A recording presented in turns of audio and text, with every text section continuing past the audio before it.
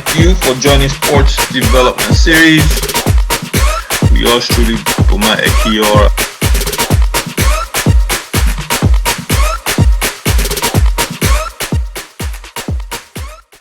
Adaptations, you get nothing.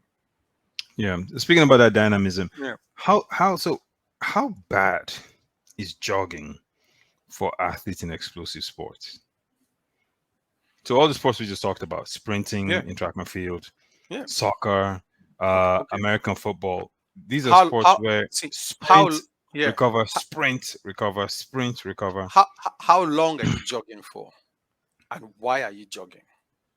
Because if you jog long enough to cause an adaptation, what is the adaptation you are getting? You are building more red muscle fibers.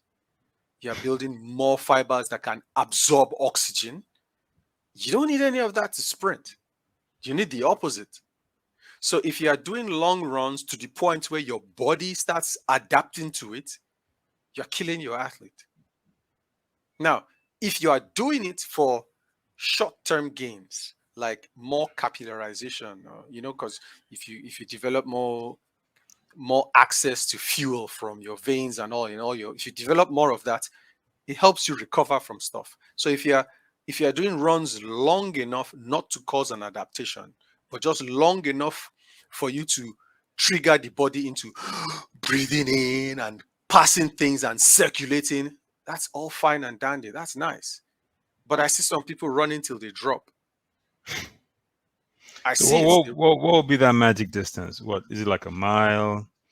And some people do it at the start, right? Where they say, okay, they do that. If they have a program, they do that at the beginning to build up aerobic capacity. Yeah. From what I've heard, and then they later on they stop. So after yeah. So that's old school thinking. That's, like I said, how they trained in the 60s and 80s. Yeah. So we'll put it this way. If there's an exercise you start doing in September and you do it all the way up to November, you get pretty good at it. Then you stop and start doing something else. In June, if you go back to that exercise, you'll suck at it. Got it. So what's the point? If you're going to stop, you stop the aerobic training, you do it early season, you stop. And then you start doing something else. After 3-4 months, it's gone. You don't have that aerobic capacity anymore. So what was the point? Yeah. Once again, there might be a point, there might be a reason, but I will ask the question, why are you doing this? You tell me, oh, we're doing it to build aerobic capacity. And I'll ask you, aerobic capacity for what? There might be an explanation. There might be a reason. I would just like to hear it. I don't, there are certain things, there are a lot of things I don't understand. I'll just ask, why are we doing this? Why do you want to go this route? So that's how I try to, at least that's how I try to reason through programs. I took this course with the United States Track and Field Cross Country Coaching Association. Had access to top coaches like Vince Anderson, Tommy Badon, old boy from LSU, Bushik Snyder. I was able to pick their brains and ask them this: why does this work this way? Why do we do this? Why do we do that? And there were very, very interesting answers. And the bottom line is, and they basically confirmed that if you can't answer the question as to why you are doing this, don't do it. Don't do it. Why are you doing this? If there's no answer forthcoming, don't do it. Less is more.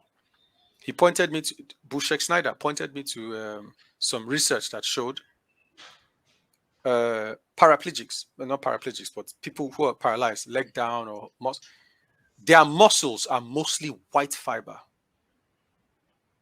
Wow. You know why? Yeah, they never use it though. No adaptation to any aerobic thing. So all this walking around we do, just the walking around we do alone, guarantees we will have some percentage of red muscle fiber because we're just adapting to it. That's just how the world is. So if you get Cheetahs, fastest animal in the world. Go look at them in the wild. What do? Sprint, sleep. They don't jog. No. They don't jog, man. They sprint and then they sleep. Sprint and they sprint for what? 20 seconds max. If they don't catch it, they're like, forget it. Try again next day. Sprint, sleep, eat, sleep, rest, recover, do it again. Yeah, essentially, it's an interesting thing. I think it's tough for a lot of people, coaches, to get out of that old school mindset of, oh, we're going to just run like I mentioned, like the 100 yards by 25. Okay, we need to be conditioned. You have to be able to go for the full game.